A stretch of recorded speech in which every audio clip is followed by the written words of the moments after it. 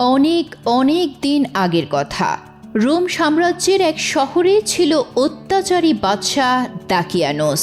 সে ছিল অতি গর্বিত ও অহংকারী। তার শাসনে শহরের প্রতিটি মানুষকে বাধ্য করা হতো মূর্তি পূজা করতে, বাদশাহকে প্রভু মানতে।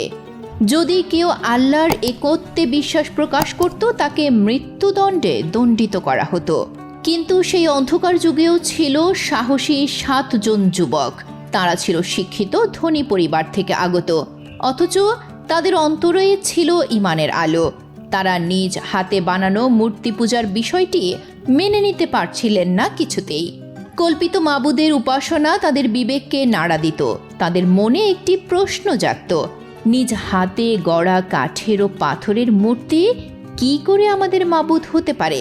বাদশাহ দাকিয়ানোস খবর পেল যে শহরের কয়েকটি তরুণ যুবক তার দেবতাদের অস্বীকার করছে।